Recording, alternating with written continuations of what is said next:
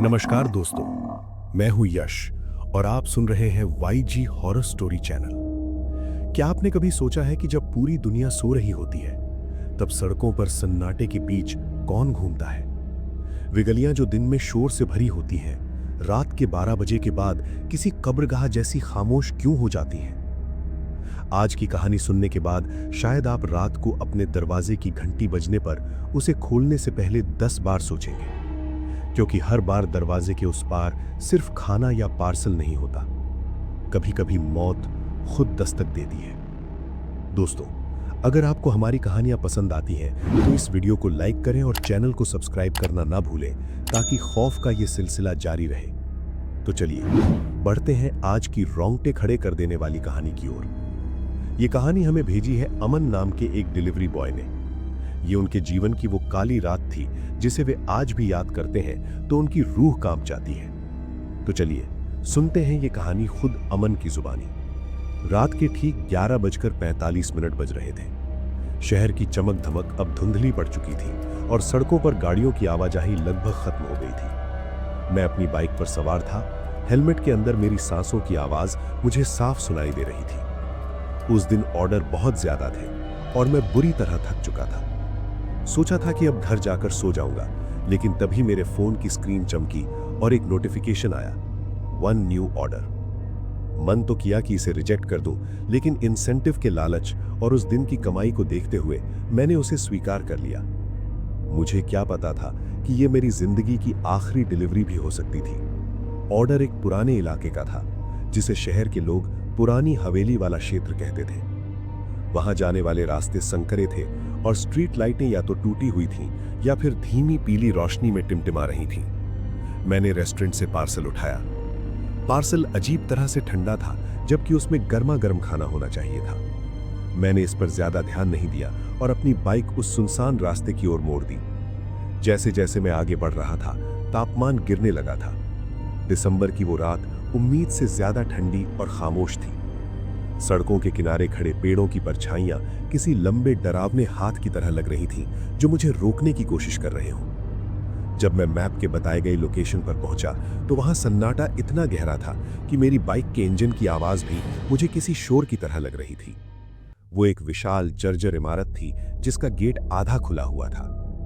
Gate के ऊपर एक लोहे की तख्ती लटकी थी जो हवा से चर चर की आवाज कर रही थी।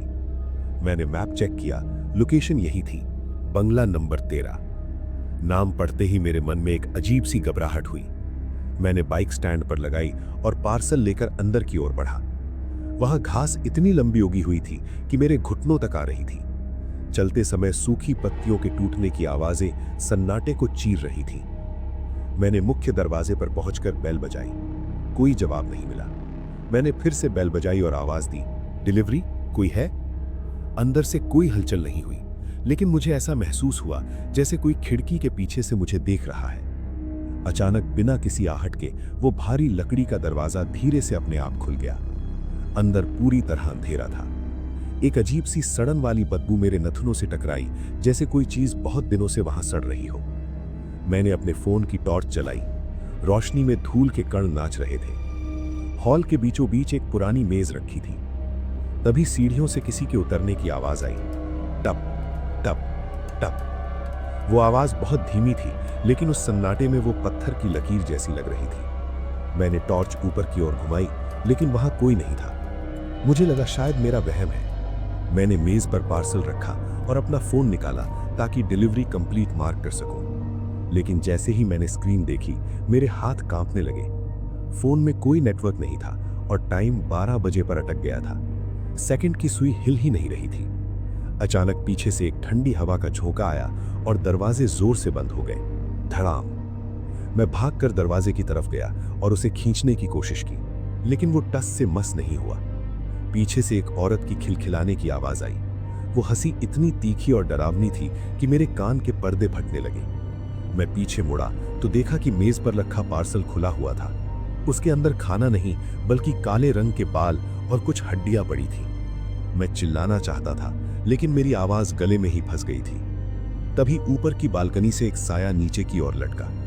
उसके बाल जमीन को छू रहे थे और उसका चेहरा सफेद कफन जैसा था, जिसमें आंखें नहीं बस दो गहरे काले गड्ढे थे।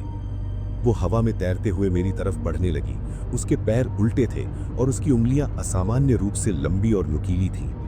वो फुसफुसाई, इतनी जल्दी क्या है? खाना तो अभी शुरू हुआ है। मैं अपनी जान बचाने के लिए रसोई की तरफ भागा। वहां एक छोटी खिड़की थी। मैंने बिना सोचे समझे अपनी पूरी ताकत से उस पर लात मारी और कांच तोड़कर बाहर कूद गया।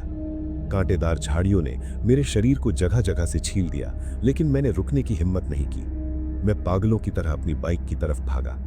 जब मैंने पीछे मुड़कर देखा तो उस बंगले की हर खिड़की पर सफेद साए खड़े थे जो मुझे हाथ मिलाकर विदा कर रहे थे।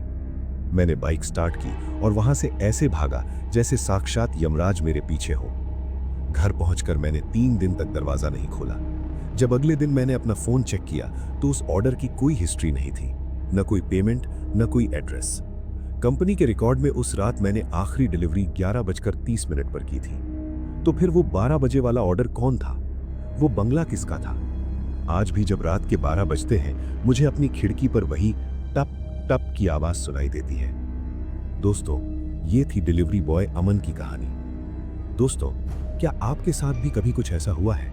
कमेंट में हमें जरूर बताएं और ऐसी ही और डरावनी कहानियों के लिए सब्सक्राइब करें YG हॉरर स्टोरी चैनल को। मैं यश जल्द मिलूंगा आपसे एक और डरावनी कहानी के साथ। तब तक के लिए शुभ रात्रि।